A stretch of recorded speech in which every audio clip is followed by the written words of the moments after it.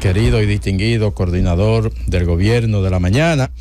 El saludo para don Álvaro Arbelo, la hora de don Álvaro. Don Álvaro, ayer Carlos Batista Matos, en su programa con los famosos, ocupó parte de su tiempo para destacar la hora de don Álvaro y lo ilustrativo que resulta ese espacio para la población dominicana cada tarde.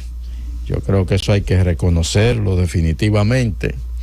El saludo para todo el equipo del gobierno de la mañana, el saludo para todo el país de aquí y el país de allá. Felicitar a dos diarios dominicanos que están de aniversario: 42 años el Nuevo Diario, 22 años el Diario Libre. Felicidades para ambas instituciones muy prestigiosas del periodismo nacional. Yo recuerdo que cuando yo entré por primera vez a ocupar un puesto en la redacción del periódico El Sol, todavía yo como un periodista que pasaba por las aulas o como un estudiante que pasaba por las aulas universitarias, llegué a la redacción del Sol a ocupar un puesto ahí. El Sol.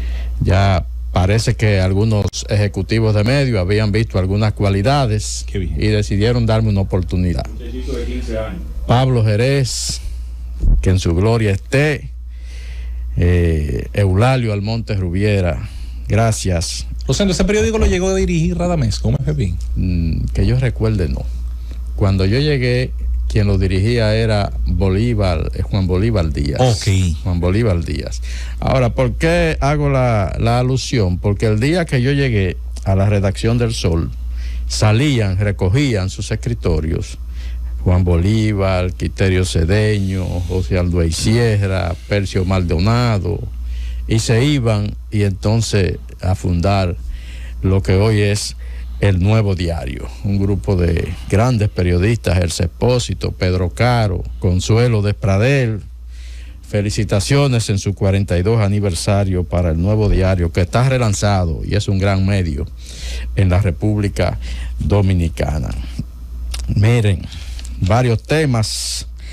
Japón negociando con la OTAN para abrir una oficina en Tokio de la Alianza Atlántica. Dice el ministro de Relaciones Exteriores del Japón, Yoshimara Hayashi, dice que la decisión se toma en base a las amenazas de China y Rusia, lo que eso representa, pues dice que desde la invasión de Rusia a Ucrania, el mundo se ha vuelto más inestable y ha conllevado al Japón a variar, a repensar su política en el sentido de no involucrarse en conflictos internacionales. Japón, que tiene una constitución pacifista que habla de que el país no se involucre en ningún tipo de conflicto internacional y que apenas si es agredido se defendería. Parece ser que Japón está pensando en que eso definitivamente ya no es sustentable y está anunciando esta decisión, no de aliarse a la OTAN, pero sí de abrir en Tokio, en su país, una oficina de la OTAN. La OTAN tiene, Rosendo, qué bueno que tocas ese tema. Es bueno decirle a la gente que la OTAN tiene diferentes categorías. Están los socios que tienen todas las obligaciones y los deberes y las ventajas del acuerdo del Atlántico Norte, pero hay países que son asociados a la OTAN, que tienen una categoría de asociado, que aunque no tengan todos los deberes y beneficios del pacto, del acuerdo, bueno, pues cuentan, y hay varios, y Japón obviamente está pensando, como tú lo dices, en las amenazas que tiene una situación geopolítica, una China expandiéndose a través de todos sus mares, una Corea del Norte cada día actuando más irresponsablemente, y definitivamente Japón ha hecho variar varias veces la ley de autodefensa, la ley más modificada de los últimos años del imperio japonés, del reino japonés, porque es una monarquía, ha sido la ley de autodefensa. Ya estamos en conversaciones, pero aún no se han cerrado los detalles, dice el canciller japonés, quien calificó la invasión de Rusia a Ucrania como un evento con repercusiones mucho más allá de las fronteras de Europa, que ha obligado a Japón a repensar el tema de la seguridad nacional. Ahí que esa es una nueva repercusión de la invasión de Moscú a Ucrania. Por otro lado, Guillermo Lasso en Ecuador, a punto de ser destituido. Ayer, el Congreso ecuatoriano aprobó el juicio político para el presidente Guillermo Lasso, un juicio con fines de destitución. Se le acusa de malversación de fondos. El caso específicamente dice que Lasso incurrió en peculado al tener conocimiento y no hacer nada para evitar un contrato de la empresa estatal Flota Petrolera del Ecuador con una firma privada. Parece que había algunos efectos nocivos en ese contrato. El presidente lo sabía y no lo evitó.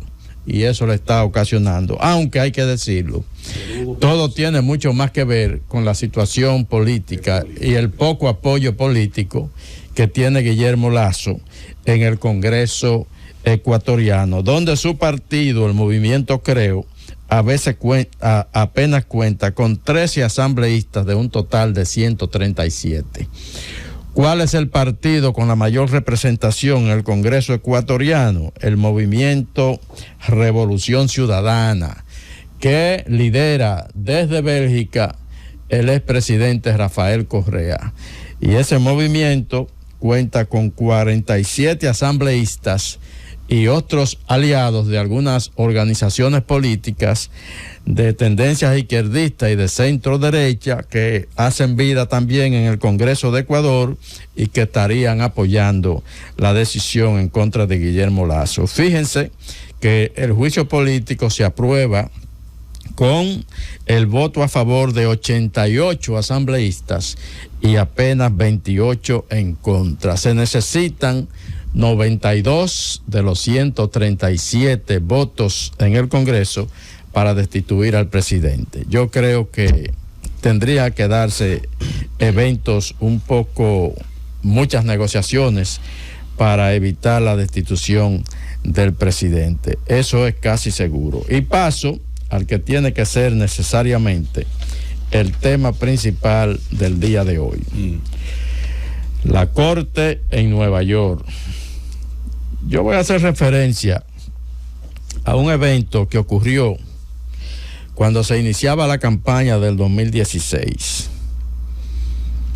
El diario The Washington Post difundió un audio donde un presentador de la cadena NBC, Billy Bush, sobrino de los Bush, presidente Bush, compartía con el entonces precandidato republicano Donald Trump. Y en esa conversación él celebraba relatos que le hacía Donald Trump sobre la forma en que él agredía sexualmente a mujeres y no le pasaba nada, no tenía consecuencias porque él era una celebridad y era una persona famosa. Entonces ese audio salió a la luz, se difundió y el presentador Billy Bush, que presentaba el programa Today, uno de los principales de la cadena NBC, fue despedido inmediatamente de la cadena, aunque con una compensación de $3.5 millones. Ese es un precedente y eso marca que aparentemente se trata de un patrón de actuación por parte del que continuó luego de esos eventos, a lo que hago referencia, continuó su carrera como candidato, ganó las elecciones del 2010, ganó primero las primarias republicanas, luego ganó las elecciones y se convirtió en el presidente de los Estados Unidos. Pero eso denota un patrón de comportamiento que ayer le pasó factura en la corte allá en Nueva York. Un jurado en la corte del Distrito Sur de Nueva York declaró culpable a Donald Trump de agresión sexual y difamación contra la escritora y periodista Jean Carroll, quien lo demandó por agresión sexual y por difamación sobre la base de unos eventos que ella dice que ocurrieron en una tienda de la famosa Quinta Avenida en Nueva York en el año de 1996. O sea, eso pasó hace muchos años, pero esos son delitos que no prescriben en los Estados Unidos y por consiguiente, bueno, pues aunque han pasado muchos años, el jurado allá en Nueva York ayer, en una deliberación de apenas 3 horas, encontró elementos de juicio suficiente para declarar culpable al expresidente de los Estados Unidos. Y ahí te interrumpo, Rosendo, porque hay un elemento de este caso y otros más que va a tener sin dudas un efecto político. Mira, en el año 2019 el Congreso del Estado de Nueva York aprobó una ley, obviamente con mucha influencia en ese momento el movimiento Me Too, donde permitía que casos que habían pasado incluso décadas de los hechos o de su primer curso en las cortes fueran retomados, y donde le brindaba la posibilidad fuera de la jurisdicción penal, atención esto, de que en consideración de abuso sexual, que es una categoría legalmente, corríjame Susana, más ambigua que la de violación. La violación es un hecho específico, el abuso sexual es un hecho más ambiguo. De que se lograran condenas por abuso sexual ante hechos que no pudieran tener la comprobación completa total. Es más, incluso el dispositivo que firma el juez habla de que el jurado encontró un 50% de indicio de posibilidad de que los hechos fueran ciertos. Esta ley, que es temporal, que eso también llama la atención, y mucha gente ha dicho que esto es lawfare. Lawfare es el término que se utiliza en el mundo anglosajón para cuando se crea un marco legal específicamente con el fin de atacar algo o a alguien.